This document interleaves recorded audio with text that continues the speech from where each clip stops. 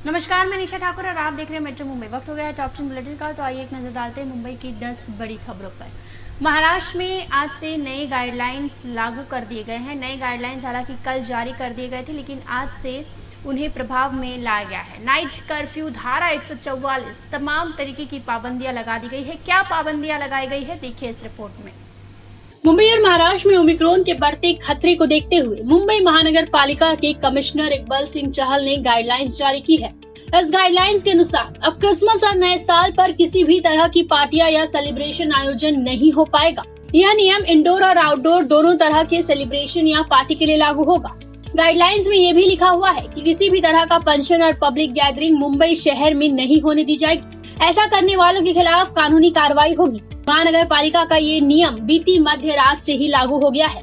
महाराष्ट्र में रात 9 बजे से सुबह 6 बजे तक के लिए नाइट कर्फ्यू लगाया गया है। साथ ही एक साथ एक स्थान पर 5 से अधिक लोगों के एकत्र होने पर रोक लगा दी गई है। कोविड नियमों का उल्लंघन करने वालों पर 500 रुपए जुर्माना लगाने का प्रावधान किया गया है। किसी भी कार्यक्रम में कोविड नियमों का उल्लंघन का मामला सामने आने के बाद आयोजकों पर 50,000 रुपए का जुर्माना लगाने का निर्णय लिया गया है। महाराष्ट्र विधानसभा में विधानसभा अध्यक्ष को ओमिक्रॉन के बढ़ते खतरे के बीच सरकार के इंतजाम के संबंध में शिवसेना नेता और संसदीय कार्य मंत्री अनिल परब ने ये जानकारी दी है। News desk metro Mumbai. Dadar railway station का कायाकल्प होने वाला है। दादर रेलवे स्टेशन को नया लुक मिलने वाला है। कैसा होगा दादर रेलवे स्टेशन का नया लुक, देखिए इस रिपोर्ट में।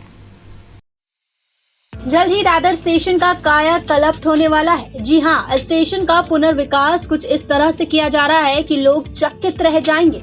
इस परियोजना की सबसे खास बात यह है कि दादर स्टेशन की छत को वैज्ञानिक तरीके से नया रूप देना होगा। मिली जानकारी के अनुसार दादर स्टेशन की छत टाइटेनियम डाइऑक्साइड से बनाई जाएगी, जिसके प्रदूषण रोकने की सामर्थ्य 600 पेड़ों के बराबर होगी।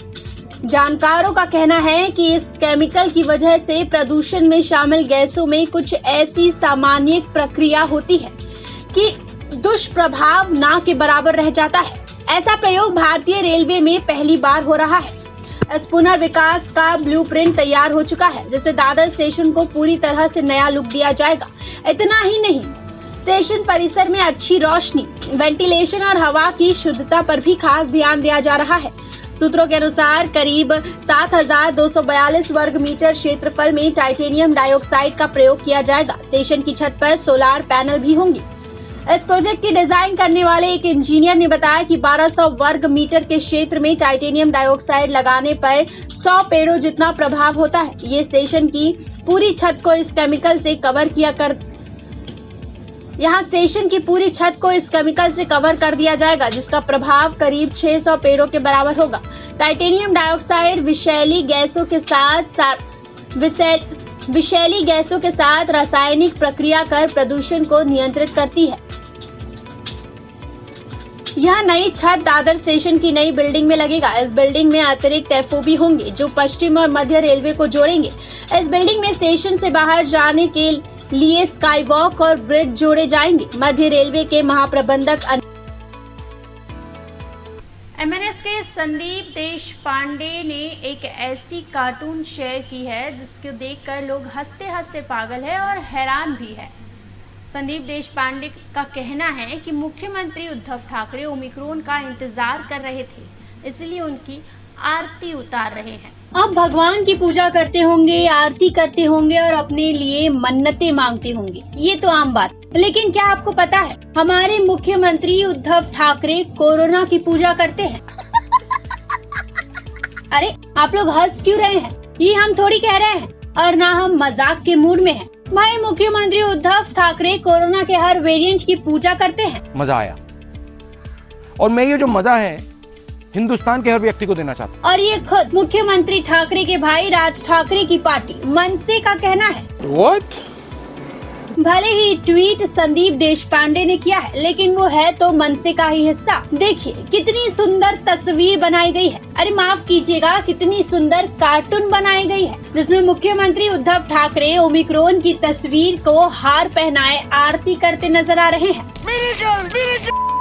पर गा रहे हैं जय देव जय ओमिक्रॉन देवा, येऊ दे वसूली चमेवा। और उनके आसपास के लोग पैसे गिन रहे हैं। कोई ऑक्सीजन का घोटाला में लगा है तो कोई रेमडेसिविर के घोटाले में लगा है। भाई अब कोरोना काल में पूर्व गृह मंत्री पर जो आरोप लगे हैं उससे राज्य सरकार की छवि तो बहुत खराब हो गई है। फिलहाल किया अनिल देशमुख ने और ताने मुख्यमंत्री सुन रहे हैं।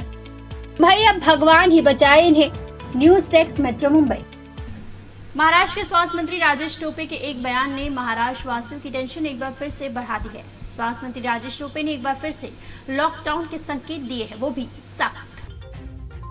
महाराष्ट्र के स्वास्थ्य मंत्री राजेश टोपे ने प्रेस कॉन्फ्रेंस कर राज्य सरकार की ओर से जारी पाबंदियों पर विस्तृत जानकारी दी है। इसके अलावा टोपे को डर है कि यदि मरीजों की संख्या दोगुनी होती है तो सख्त प्रतिबंध लगाने का समय आ सकता है। टोपे ने कहा, कोरोना मरीजों की बढ़ती संख्या के बीच ओमिक्रॉन के बढ़ते खतरे को देखते हुए सरकार ने एहतियाती कदम उठाए हैं। इन प्रतिबंधों की गलत व्याख्याएं नहीं करनी चाहिए। अगर तीसरी लहर आती है तो वो ओमिक्रॉन वेरिएंट के कारण ही आएगी। राजेश टोपे ने आगे कहा, अगर हमने अभी महाराष्ट्र में एहतियात नहीं बरते तो कोरोना के प्रकोप की डर के और बढ़ने की संभावना है, क्योंकि फ्रांस और ब्रिटेन में कोरोना के प्रकोप की दर बढ़ रही है। भीड़ को नियंत्रित करने के लिए प्रतिबंध लगाए गए। सरकार ने नाइट कर्फ्यू लगाने का फैसला किया है ताकि साल के अंत में त्योहारों पर भीड़ के कारण ओमिक्रॉन मरीजों की संख्या न बढ़े। अगर इसका पालन नहीं किया गया तो तीसरी लहर का खतरा है। इस समय महाराष्ट्र में ओमिक्रॉन के मरीजों की संख्या अन्य राज्यों के मुकाबले ज्यादा है। समय रहते इस गति को रोकने के लिए एहतियाती कदम उठाना जरूरी है।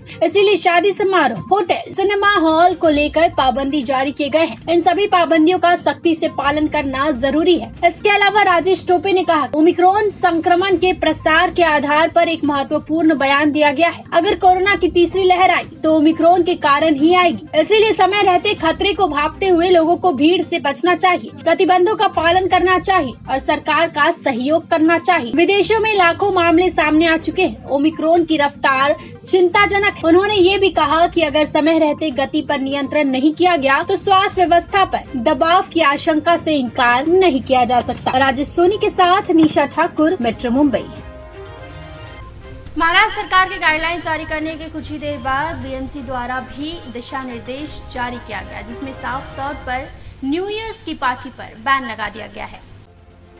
मुंबई में कोरोना वैक्सीन की दोनों डोज लेने का फर्जी सर्टिफिकेट बनाने वाले गिरोह का पर्दाफाश हुआ है। ये कार्रवाई मुंबई क्राइम ब्रांच यूनिट 5 द्वारा की गई है। इस मामले में 2 आरोपियों को गिरफ्तार भी किया गया है। गिरफ्तार आरोपी का नाम जुबैर शेख और अल्फाज खान है। ये लोग फिलहाल मुंबई के वडाला इलाके में रह रहे थे, लेकिन दोनों आरोपी मूल रूप से उत्तर प्रदेश के प्रतापगढ़ के रहने वाले हैं। इस मामले पर जानकारी देते हुए कुर्ला पुलिस स्टेशन के वरिष्ठ पुलिस निरीक्षक शशांक शेलके ने कहा कि कुर्ला क्षेत्र में जुबैर नाम का एक व्यक्ति फर्जी कोरोना टीकाकरण प्रमाण पत्र बनाता है, जिनका वैक्सीनेशन ही हुआ नहीं है। ऐसे लोगों को फेक वैक्सीनेशन सर्टिफिकेट प्रोवाइड करते हैं। इंडिया में अर्पण हॉस्पिटल है, उसके सामने वो बोगस सर्टिफिकेट के साथ पकड़ा गया था। जिन लोगों ने वैक्सीन की एक भी डोज नहीं ली है, उन्हें पैसे के दम पर इस बात का सर्टिफिकेट दिया जा रहा था कि उन्होंने दोनों डोज ले ली है। ऐसी सूचना पुलिस को मिली थी।